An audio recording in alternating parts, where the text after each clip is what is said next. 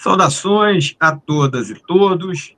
Este é o canal Pontos de Partida das Ideias e o tema do vídeo de hoje é o que é justiça.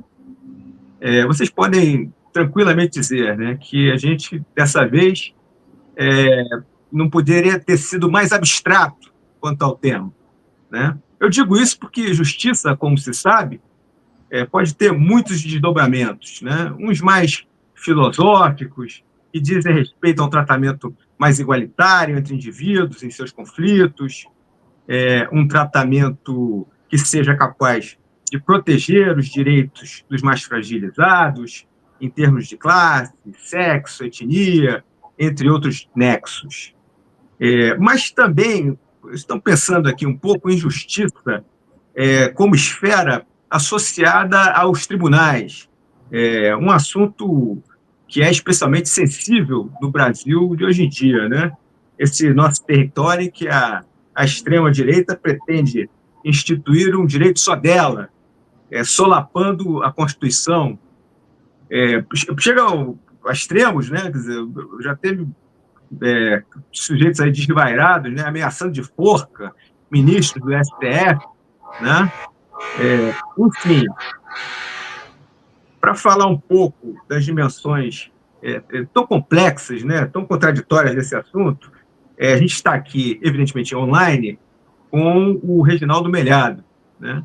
O Reginaldo é juiz titular da Sexta Vara do Trabalho de Londrina, no Paraná. Ele é doutor em Direito pela Universidade de Barcelona e membro da AJD, Associação dos Juízes para a Democracia. Eu gostaria, inicialmente, de agradecer muito ao Reginaldo por ter aceitado o nosso convite e, indo direto ao assunto, perguntar o que é a justiça? Marcelo, boa tarde a você, boa tarde ao pessoal que acompanha aqui a gente. É uma satisfação estar aqui, em primeiro lugar, quero agradecer, é uma honra estar com vocês, estar podendo debater esses temas. Responder a sua pergunta é um desafio enorme, né? O conceito de justiça é um conceito abstrato, é um conceito muito dinâmico, ele vai se metamorfoseando ao longo dos séculos, e é também um conceito, às vezes, muito individual, a minha noção de justiça pode ser muito diferente da sua, que pode ser muito diferente de alguém de extrema direita ou de extrema esquerda e assim por diante. Então, você tem um problema para tratar desse tema. E você, como mencionava na introdução, você observa que os sentidos da palavra são diversos, não é? A gente pode pensar justiça como sinônimo do poder judiciário, e aí a perspectiva é uma, muito diferente, e você pode pensar justiça a partir de um sentido do que é o justo, não é? Eu abordaria inicialmente esse primeiro aspecto. Afinal, o que é justiça para todos nós, para as pessoas? O que as pessoas pensam ao exigir uma sociedade mais justa, não é? Ou o que uma pessoa que se encontra ferida na alma quando perdeu um ente querido num crime brutal e diz que quer justiça, não é? O que ela quer com justiça? O que significa, afinal, esse termo, não é? E eu não tenho essa resposta, naturalmente. Esse tem sido um tema tormentoso na filosofia, né, desde sempre, né? E por ser um tema tormentoso na filosofia, ele também traz esses dilemas para o mundo do direito, da ética, da sociologia e da política e tudo mais, né? A primeira observação que eu queria fazer em relação a isso é que se trata de um tema que é dinâmico, não é? A nossa noção de justiça é dada historicamente. Eu vou tomar alguns exemplos para tentar descrever o que eu quero dizer com isso, ou justificar o que eu quero dizer com isso. Vamos pensar a liberdade do ser humano, a sua dignidade e o tema da escravidão. O escravismo acompanhou a sociedade humana durante muitos séculos, vários milênios, eu diria, não muitos séculos. Há registros da escravidão, já na Mesopotâmia, 3, 4 mil anos antes de Cristo, né? Nos estudos de direito, nos estudos de sistemas normativos escritos, a gente vai encontrar no Código de Hammurabi de 1750 antes de Cristo, a regulação dessa matéria. Isso vai aparecer na sociedade grega, na chamada democracia grega, né, que convivia com naturalidade com a escravidão. E a escravidão persistiu até muito recentemente, né? Então, a gente tem uma humanidade que, nos últimos 7 mil anos, 5 mil anos, 6 mil anos, conviveu com a escravidão, e só agora, muito recentemente, ela tomou isso como algo objeto, algo repugnante, inaceitável, que viola qualquer noção de dignidade humana. O ser humano visto como coisa, né? Mas a escravização de pessoas era tomada como uma conduta normal, lícita, justa e, portanto, de acordo com o sistema de justiça de cada época, até muito recentemente. No Brasil, do ponto de vista formal, até a Lei Áurea, que é de 13 de maio de 1888, portanto, 100 e poucos anos atrás, pouco mais de 130 anos atrás, né?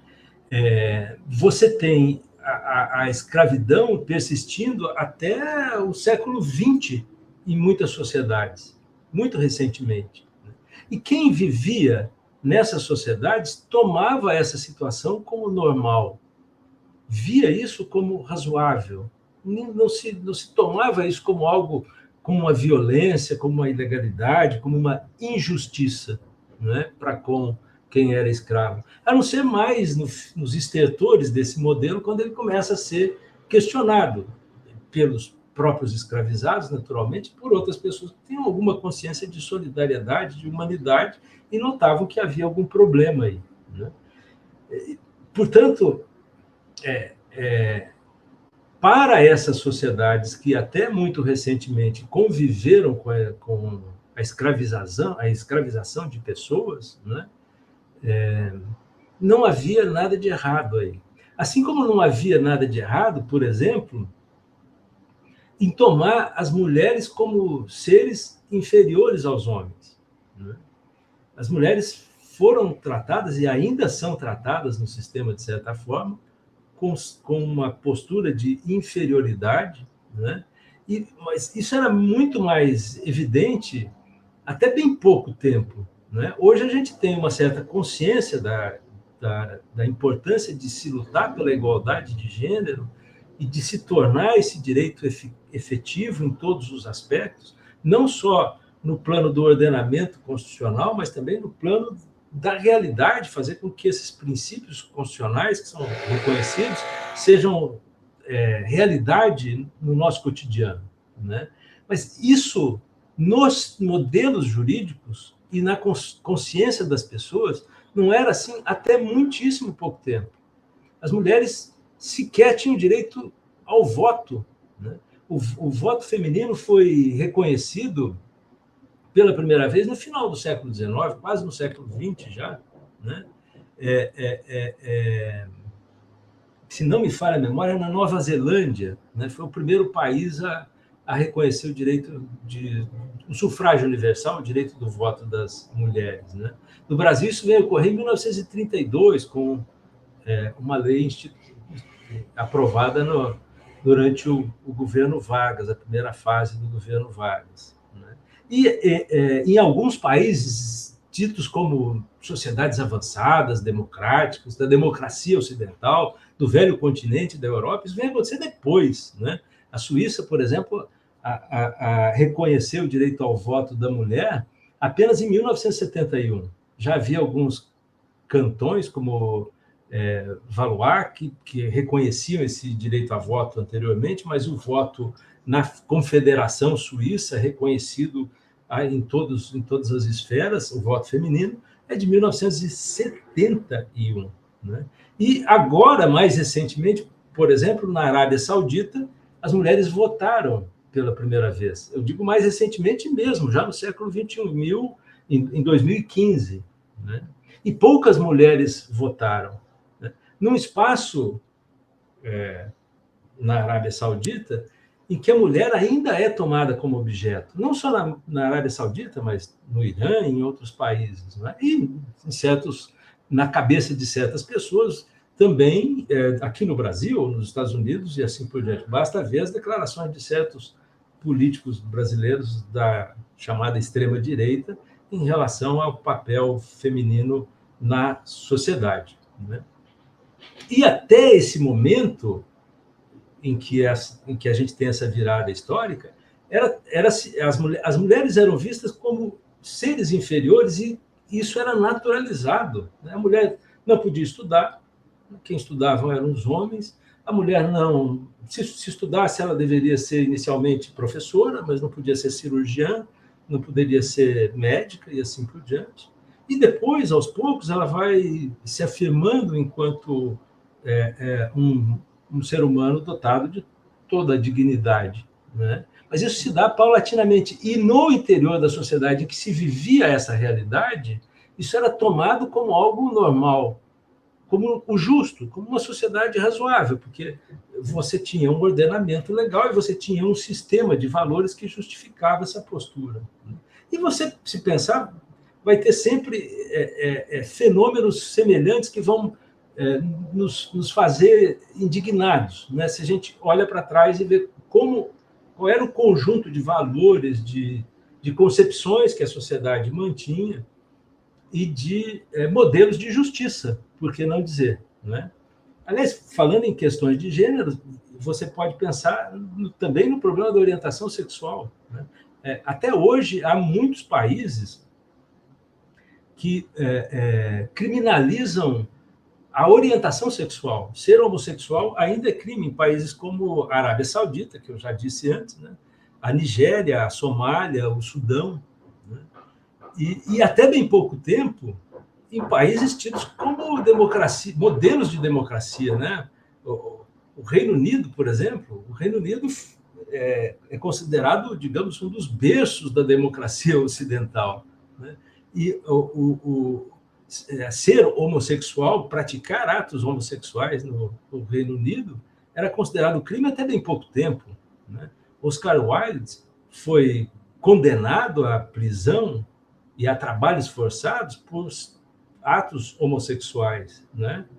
Tudo bem, isso faz tempo, mas Alan Turing foi condenado já em 1952, aquele grande matemático, o cara que inventou o computador, né?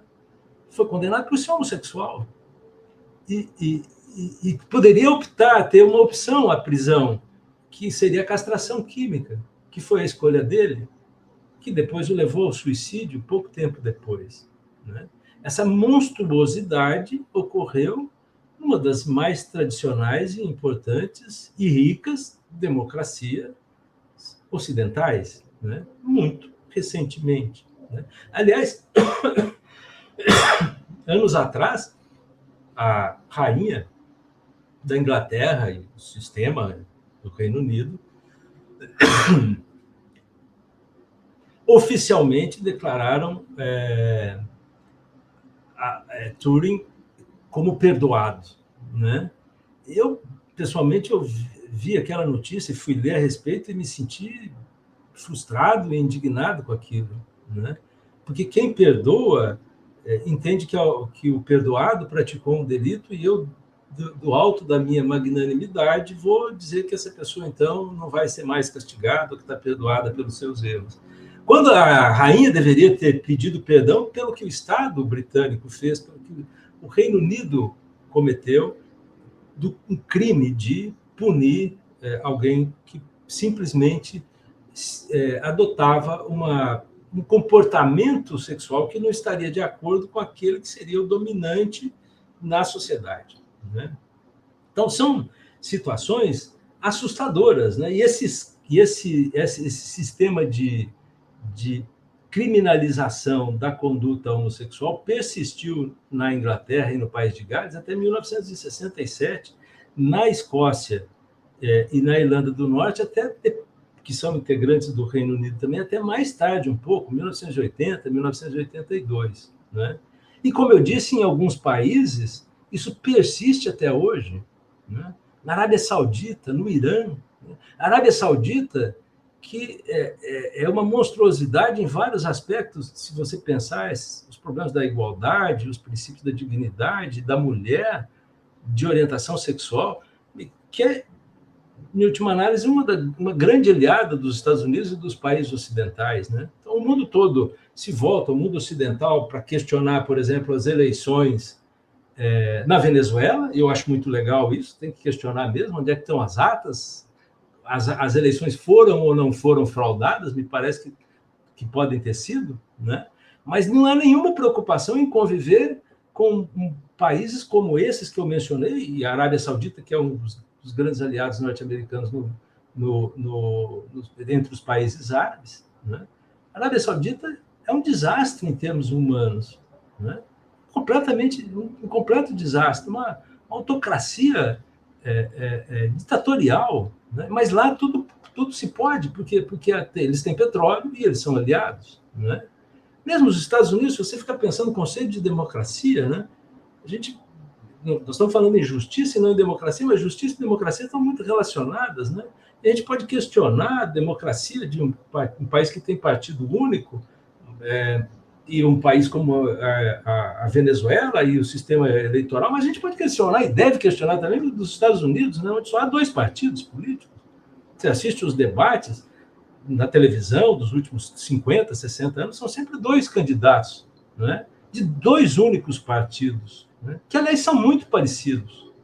São iguais em vários aspectos. Em termos de política externa, de política internacional, é difícil saber qual deles é o pior.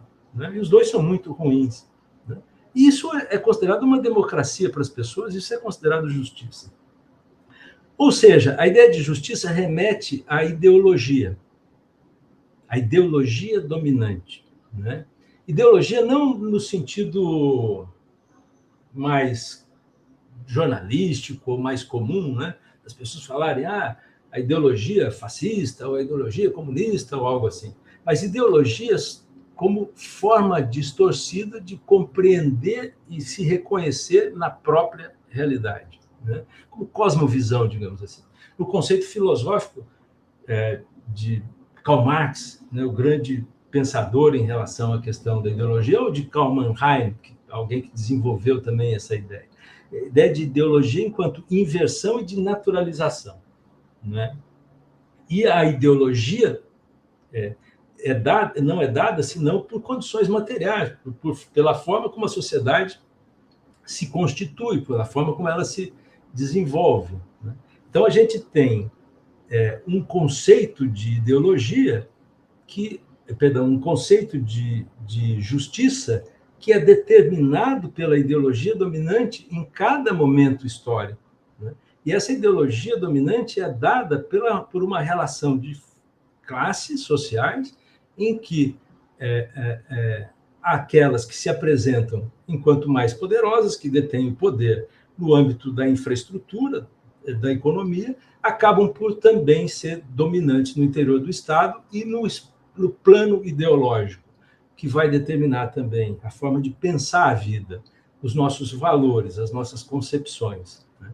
Portanto, o conceito de ideologia, de justiça, é um conceito fluido. Né? E pode ser pensado criticamente também, Marcelo, porque pode ser pensado como um objetivo utópico, mas uma utopia num sentido positivo, aquela utopia que, como Eduardo Galeano dizia, nos faz caminhar para frente, né? Nos faz perseguir ideais. E aí você pode pensar a justiça como equidade, como igualdade, como busca de uma sociedade igualitária e justa. Né? E aí eu volto àquela ideia que eu mencionava no início da minha intervenção, falando de situações repugnantes que eram normalizadas pela ideologia vigente a cada momento, né? As pessoas conviviam com o escravismo e achavam isso normal. As pessoas, a sociedade colocava a mulher numa situação de submissão, mas tomava isso como algo absolutamente aceitável, que isso era o natural, porque as mulheres eram inferiores, não porque havia uma relação de desigualdade. E hoje nós fazemos algo semelhante na sociedade capitalista. Talvez ela nunca tenha sido tão injusta como agora. Nós nunca vimos nas sociedades humanas a acumulação de riquezas no nível que se tem hoje.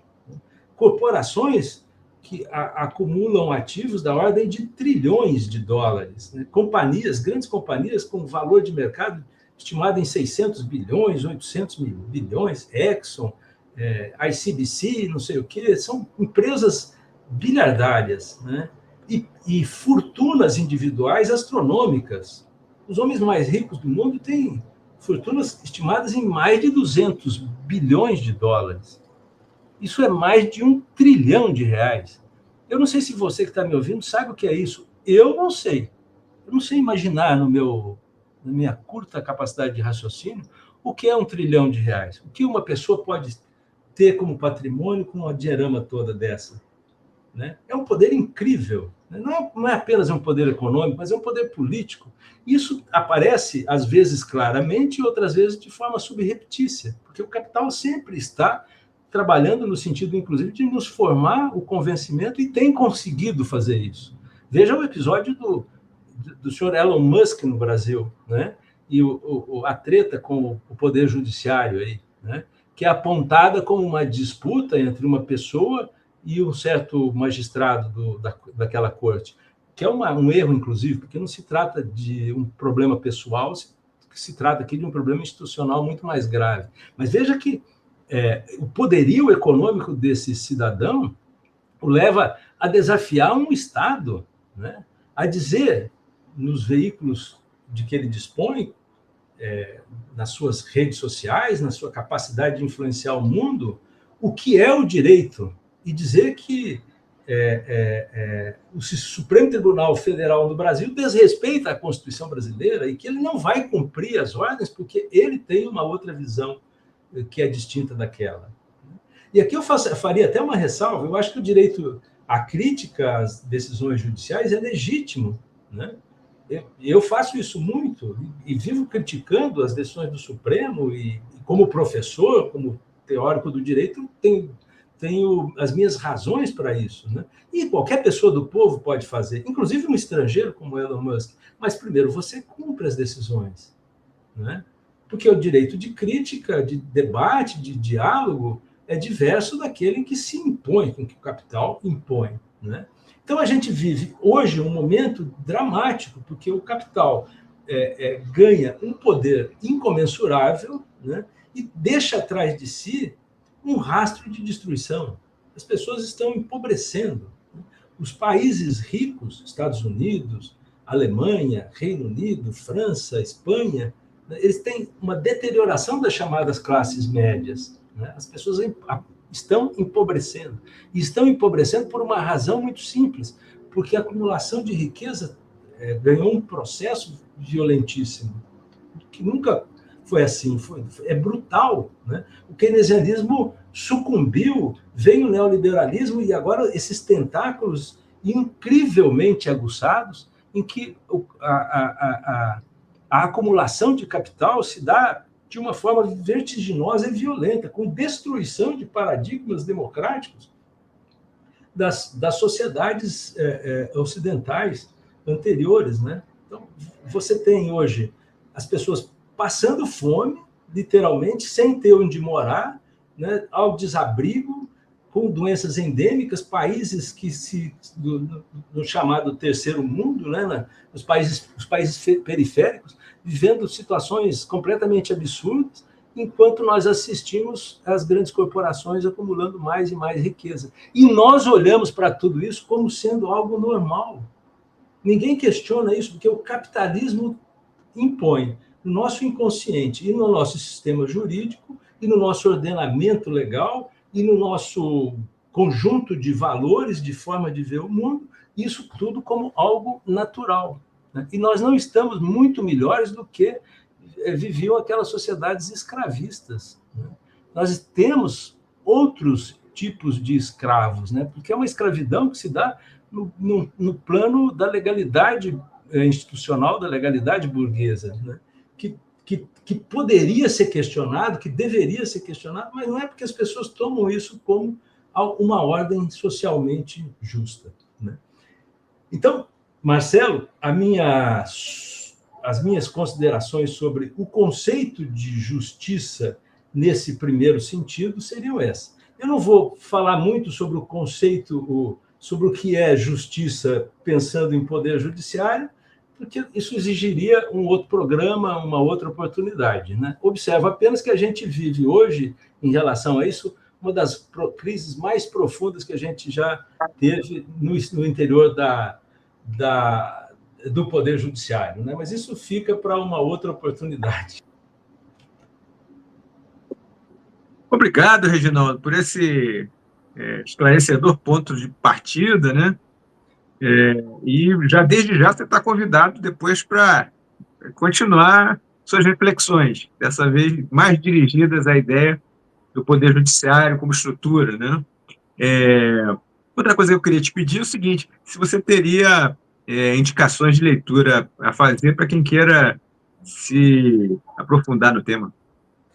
Olha, Marcelo, para uma primeira abordagem, eu vou sugerir um livrinho curto, fácil de ler, que é muito interessante do ponto de vista filosófico, então, inclusive, que é do Roberto Lira Filho, chama-se O que é Justiça, da coleção Primeiros Passos, da editora brasileira. É um livrinho curto, qualquer um vai poder ler, mesmo não sendo do direito. Quem o pessoal do direito quiser se aprofundar nisso, pode ir mais a fundo, lendo Dworkin, por exemplo, levando direitos a sério. Pode ler John Rawls, que é um clássico da teoria da justiça, né? Tem um livro que se chama Teoria da Justiça, em que ele discute muito a justiça como equidade, né? Depois ele escreveu uma revisão disso, que se chama a teoria, a justiça como equidade, uma revisão, né? Ou uma reformulação, melhor dizendo, que é um outro livro que ele tem muito interessante também. Para uma visão histórica como essa que eu procurei traçar aqui, mais aprofundada, eu sugeriria um clássico que não trata exatamente do conceito de justiça, mas ele está subentendido em tudo aquilo ali. É um livro de que eu gosto muito, chama-se A Origem da Família, da Propriedade Privada e do Estado, de um rapaz chamado Friedrich Engels, né?